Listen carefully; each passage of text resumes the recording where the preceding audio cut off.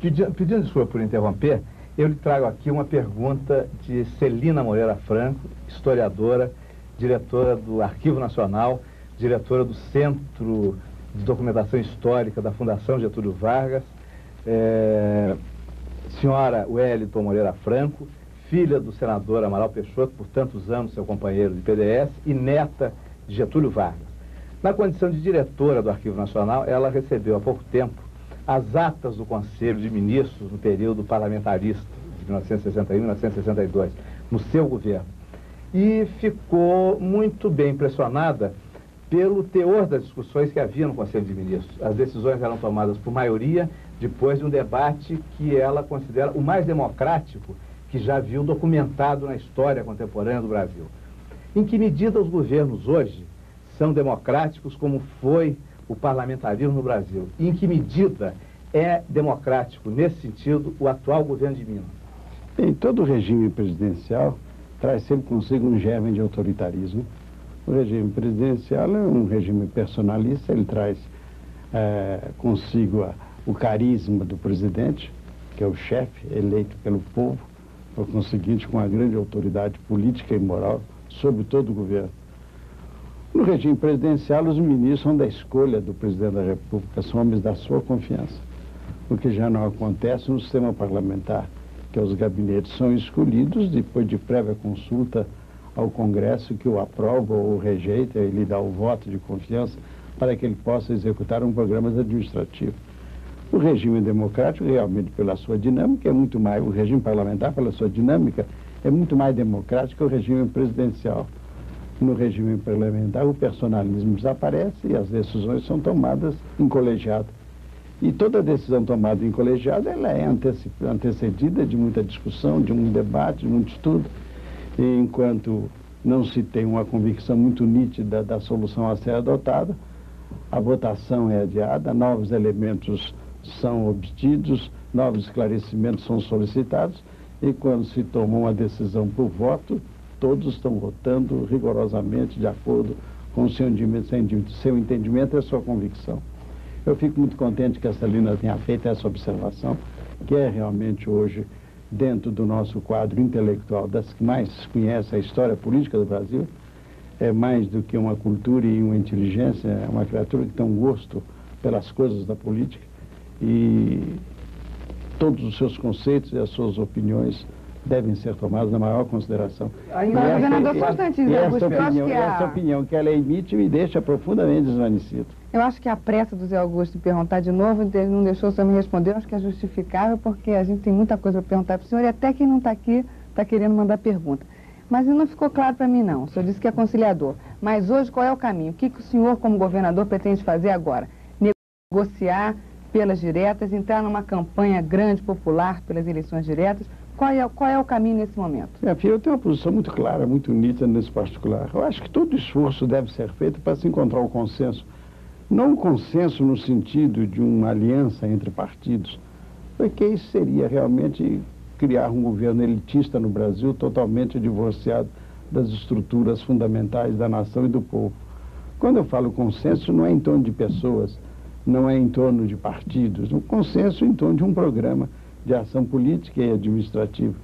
E esse programa devia ser realmente aquele que decorresse de diálogos e de conversas profundas com os sindicatos, os empresários, com as entidades da classe média, com as nossas profissões liberais e com a classe política principalmente, mas inclusive e principalmente com o episcopado e com a universidade. Aí sim nós teremos um programa de governo para a nação e para ser executado no atendimento dos interesses da nação. E o governo não seria organizado para atender a conveniências momentâneas de partidos ou de lideranças, mas para entender a interesses fundamentais e sólidos, definitivos da nação. Governador, no seu dicionário político há duas palavras que são chaves. Uma é conciliação e a outra é consenso. Conciliação em termos de linhas de ação, caracterizando uma linha de ação, consenso em termos da forma na qual se implementa, ou um dos mecanismos pelos quais se implementa essa linha de ação. Ao mesmo tempo, o senhor colocou hoje a questão de que as eleições diretas seriam talvez uma abertura de uma porta para caminhar, para que o Brasil possa caminhar, não necessariamente indicam a solução dos problemas. O senhor falou semana passada de 3 crises que o Brasil está vivendo: crise institucional, crise social e crise econômica. Como que seria a conciliação e o consenso em torno de um programa de resolução da crise social e econômica? Bem, no regime presidencial como nós estamos, todo e qualquer movimento político de maior envergadura e que ambiciona uma maior profundidade só pode partir do governo, eu diria mais explicitamente pelo presidente da República. Você não consegue levar a efeito no regime presidencial, sobretudo no regime presidencial, com acentuadas conotações autoritárias como o nosso, nada é feito que não parta ou não e se encerre no presidente da República. Quer dizer, ele tem o poder da iniciativa e tem o poder do veto. Acho que a ele caberia realmente coordenar, comandar e orientar um grande governo de consenso nacional. Como eu disse, não em torno de pessoas nem em torno de partidos, mas em torno dos problemas fundamentais do povo. Doutor Francisco Guilherme, por favor. Governador, o presidente Figueiredo já entreabriu a porta que dá acesso ao ingresso dele à história, mas dentro das formas de fazer essa abertura total e se garantir realmente registrado na história, qual seria a atitude, no seu entendimento, que marcaria mais pelas eleições diretas agora, quer dizer, asseguraria com maior tranquilidade a permanência dele na história? Bem, o presidente tem um juramento solene, né, com a nação de fazer do Brasil uma democracia. Esse é um objetivo que a essa altura só pode ser alcançado se o presidente se libertar das suas limitações de natureza partidária e das suas limitações de grupos. Ele tem que se situar realmente numa projeção histórica e assumir decisões em face da história.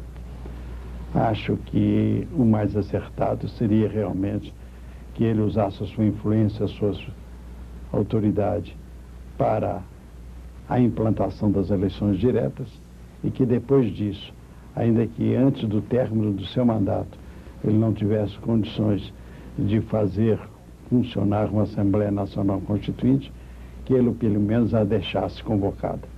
Ele estaria assim, a meu ver, com uma projeção histórica da maior relevância.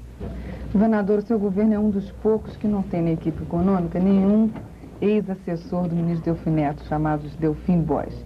Mas o senhor foi também, por outro lado, uma das poucas vozes no PMDB que defendeu a necessidade do Brasil fechar o acordo com o Fundo Monetário Internacional. Como é que o senhor vê a situação econômica do nosso país hoje? A economia pode atrapalhar a política?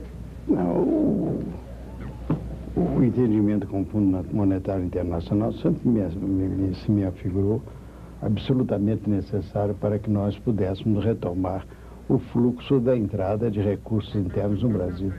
Se não fosse feito esse entendimento, eu tenho a impressão que o processo de financiamento das nossas atividades econômicas entraria em colapso, porque nós não estávamos preparados para substituir da noite para o dia a carência desses recursos. Desde o momento que nós entramos para o Fundo Monetário Internacional, não nos restava outra alternativa.